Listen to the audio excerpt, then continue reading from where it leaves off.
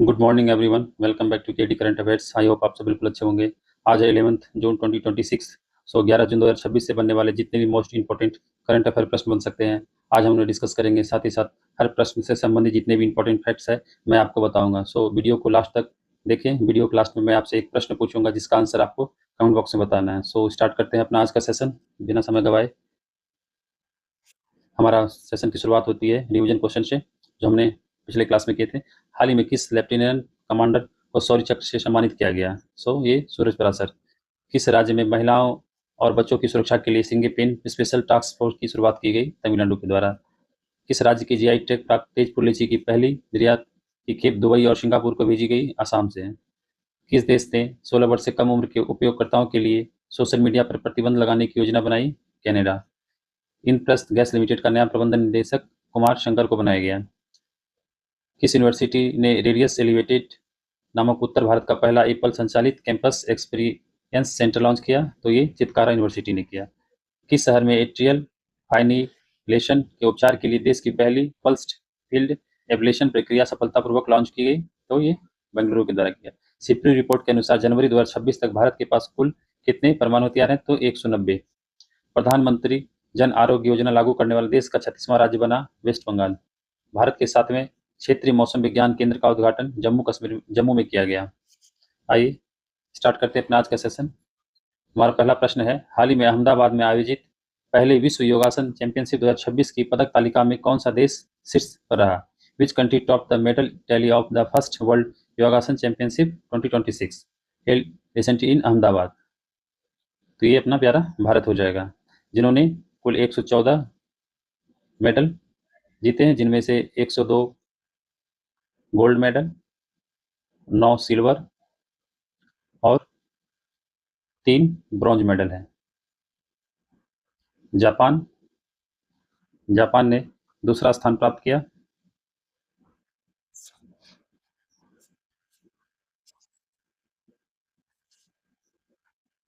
उन्होंने कुल 11 मेडल जीते और इसमें से 3 गोल्ड, 3 सिल्वर और 5 ब्रॉन्ज मेडल हैं।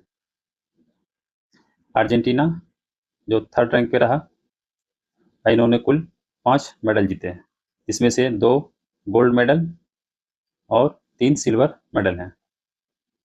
नेपाल जो कुल 52 मेडल जीते हैं टोटल, जिसमें से 1 गोल्ड, 36 सिल्वर और 15 ब्रॉन्ज मेडल हैं। अच्छा, इसका मैस्कट क्या था?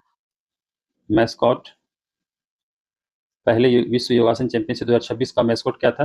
मैस्कॉट था वीर द लायन। तो आपसे एग्जाम में पूछ सकता है वीर द लायन मैस्कॉट। अच्छा, तो पहले विश्व योगासन चैंपियनशिप 2026 की पदक तालिका में कौन सा देश प्रथम स्थान पर रहा? भारत रहा। आइए देखते हैं नेक्स्ट प्रश्न। आइए खेल से रिलेटेड महत्वपूर्ण बिंदु को देख लेते हैं। आर प्रज्ञानंदा ने नार्वे शतरंज 2026 का खिताब जीतने वाले पहले भारतीय बने। भारत ने रिकॉर्ड 6ठी बार सैफ महिला चैंपियनशिप 2026 का ट्रॉफी जीता। भारत 2027 एशियाई रिले और 2028 एशियाई विंडो चैंपियनशिप की मेजबानी करेगा। ई स्पोर्ट्स विश्व कप 2026 में शामिल होने वाले पहले भारतीय ग्रैंड मास्टर अरविंद चिदम्बरम बने। भारत की अंडर 18 पुरुष हॉकी टीम ने जापान को 4-1 से हराकर एशिया कप 2026 का खिताब अपने नाम किया है। वहीं भारतीय टीम जिन्होंने ब्रॉन्ज मेडल जीता है। आइए नेक्स्ट प्रश्न देखते हैं। दूसरा प्रश्न है, हाल ही में किस राज्य ने ग्रामीण क्षेत्रों में अंतिम छोर तक डिजिटल कनेक्टिविटी सुनिश्चित करने के लिए प्रोजेक्ट गंगा की शुरुआत की है? Recently which state has launched project Ganga to ensure last mile digital connectivity in rural areas? तो ये है उत्तर प्रदेश। आप देख सकते हैं उत्तर प्रदेश के मुख्यमंत्री योगी आदित्यनाथ, गवर्नर आनंदीबेन पटेल। विधानसभा की सीटें 403, लोकसभा की सीटें 80 और राज्यसभा की सीटें हैं 31।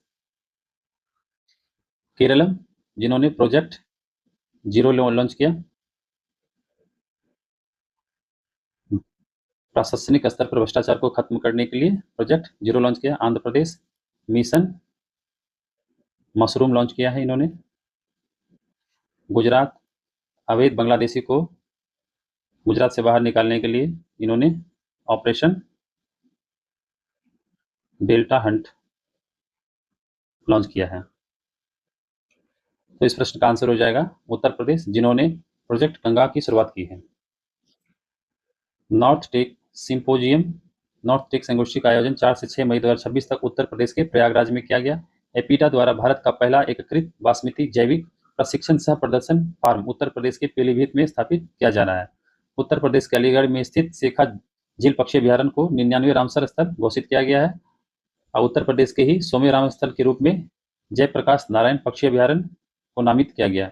आपको बताना है ये किस जिला में स्थित है और इसे दूसरा क्या नाम है, दूसरा नाम भी बताना है आपको और ये किस जिले में स्थित है। नेक्स्ट प्रश्न, हाल ही में सैपलिंग डायलॉग 2026 का उद्घाटन किस शहर में हुआ? Recently sapling dialogue 2026 was inaugurated in which city? तो सैपलिंग क्या है? Sapling South Asian policy leadership for improved nutrition and growth. तो इस प्रश्न का आंसर हो जाएगा अहमदाबाद में सैपलिंग डायलॉग 2026 का उद्घाटन किया गया। अच्छा, गुजरात के मुख्यमंत्री हो जाएंगे भूपेंद्र भाई पटेल, राज्यपाल वहाँ के आचार्य देवव्रत। विधानसभा की सीटें 182, लोकसभा की सीटें हैं गुजरात में 26 और राज्यसभा की सीटें हैं 11। अच्छा, नई दिल्ली में किसका उद्घाटन किया गया?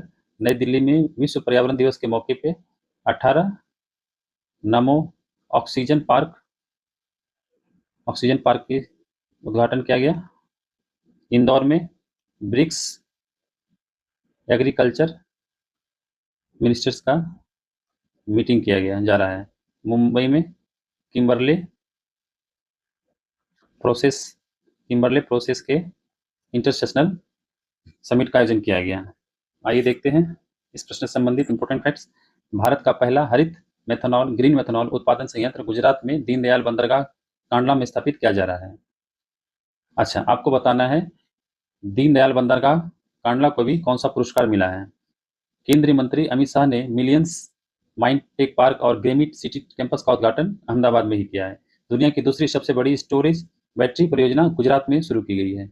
गुजरात में गिर वन्यजीव अभ्यारण्य के संरक्षण के लिए जल पर्व अभियान शुरू किया गया है। गुजरात में ऑपरेशन डेल्टा हंट शुरू किया गया।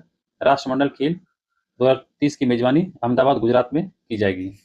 नेक्स्ट प्रश्न, रक्षा मंत्रालय ने उत्तर प्रदेश के किस शहर में बैटरी ऊर्जा भंडारण प्रणाली अपनी तरह के सहित 250 मेगावाट सौर ऊर्जा परियोजना को मंजूरी दी है? तो ये रक्षा भूमि पर बनाने वाला ये पहला प्रोजेक्ट है।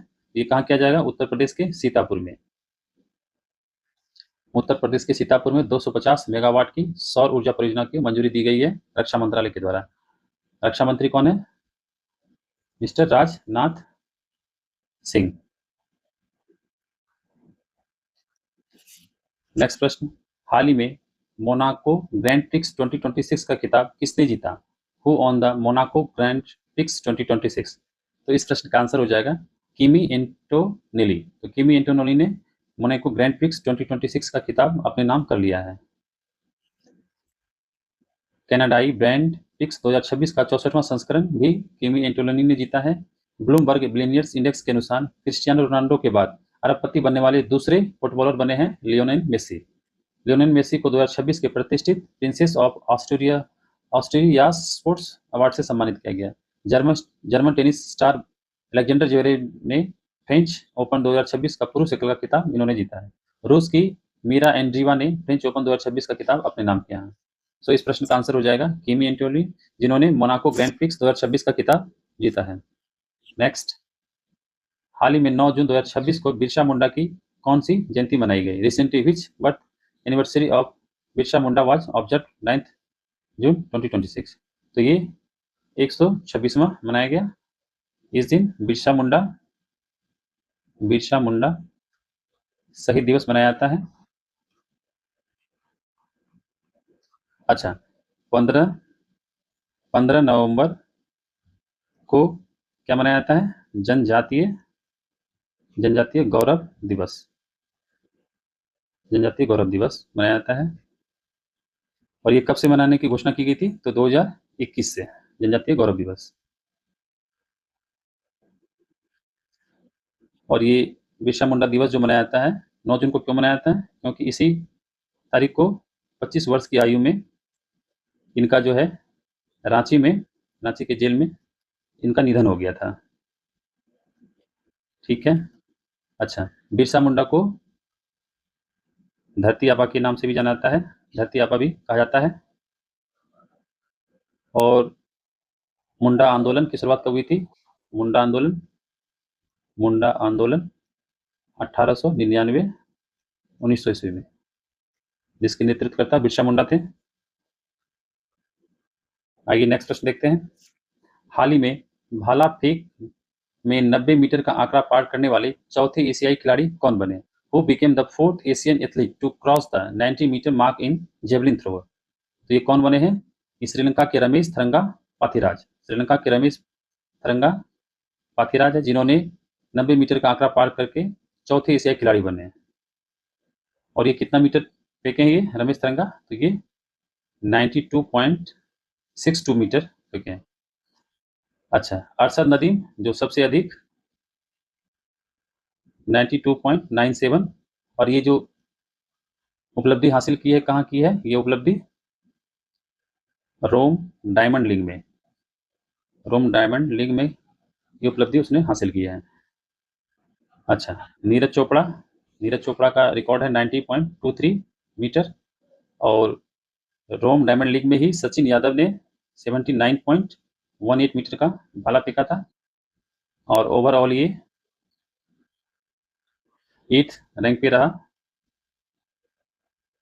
और ये एशिया खिलाड़ी दूसरे नंबर के भी खिलाड़ी बने, जिन्होंने अरशद नदीम के बाद इनका हाईएस्ट है, और अरशद नदीम ये पाकिस्तान के खिलाड़ी हैं।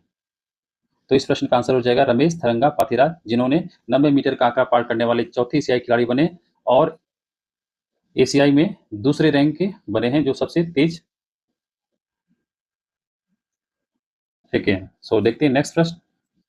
हाल ही में भारत के इतिहास में सबसे लंबे समय तक सेवा देने वाले निर्वाचित प्रधानमंत्री कौन बने? Recently who became the longest serving elected prime minister in the history of India? तो ये आप देख सकते हैं, ये कौन बने हैं? तो ये नरेंद्र मोदी ने जवाहरलाल नेहरू का रिकॉर्ड इन्होंने तोड़ दिया है,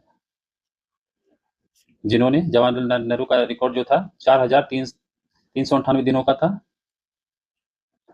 और प्रधानमंत्री जो 26 मई 2014 से 10 जून 2026 तक का रिकॉर्ड है, जिन्होंने 4,399 दिन का। भारत के इतिहास में सबसे लंबे समय तक सेवा देने वाले निर्वाचित प्रधानमंत्री बन गए। स्वतंत्र भारत में जन्म लेने वाले वे पहले प्रधानमंत्री बने हैं। मुख्यमंत्री के रूप में पूर्ण कार्यकाल पूरा करने वाले एकमात्र प्रधानमंत्री नरेंद्र मोदी बने। साथ ही इसके साथ ही इंदिरा गांधी ने 24 जनवरी 1966 से 24 मार्च 1977 तक लगातार प्रधानमंत्री के तौर पर काम करने वाले किया है, और उनका कार्यकाल 4,077 दिनों का था। तो इस प्रश्न का आंसर हो जाएगा नरेंद्र मोदी, जिन्होंने 4,399 दिन तक सेवा की है। सो देखते हैं नेक्स्ट प्रश्न। हाल ही में ब्रिक्स कृषि मंत्रियों की बैठक का आयोजन कहाँ किया जा रहा है? Recently where is the BRICS agriculture ministers meeting being organised? तो ये कहाँ किया जा रहा है? ये इंदौर में किया जा रहा है, देख सकते हैं ये। आइए देखते हैं इंपॉर्टेंट फैक्ट्स। भारत की अध्यक्षता में पहले BRICS anti corruption working group की बैठक कहाँ की गई? नई दिल्ली में आयोजित की गई। ब्रिक्स की सांस्कृतिक कार्य समूह की दूसरी बैठक का आयोजन वाराणसी में किया गया। ब्रिक्स आपदा जोखिम न्यूनीकरण समूह की दूसरी तकनीकी बैठक जो पुरी में आयोजित की गई। भारतीय नौसेना ने भोपाल में नौसैनिक नौकायान केंद्र का शुभारंभ किया। ब्रिक्स युवा उद्यमिता कार्य समूह की बैठक का आयोजन जो इंदौर में किया गया मई में। इंडोनेशिया आधिकारिक तौर पर जनवरी 2025 से ब्रिक्स का 11वां सदस्य बना। तो इस प्रश्न का आंसर हो जाएगा इंदौर, जहां ब्रिक्स कृषि मंत्रियों की बैठक का आयोजन किया जा रहा है। आपको बताना है ब्रिक्स की स्थापना कब हुई थी, ब्रिक्स की स्थापना कब हुई, और पहला सम्मेलन कहाँ हुआ, सम्मेलन कहाँ किया गया। नेक्स्ट प्रश्न। हाल ही में किस राज्य सरकार ने प्रियदर्शनी मुफ्त बस यात्रा योजना को मंजूरी दी है? Recently which state government has approved the Priyadarshini free बस ट्रेवल स्कीम? ये किसने किया है? ये केरलम राज्य ने प्रियदर्शनी बस यात्रा योजना को मंजूरी दी है, जिनमें अच्छा, केरला ने इसके अलावा प्रोजेक्ट जीरो को लॉन्च किया था।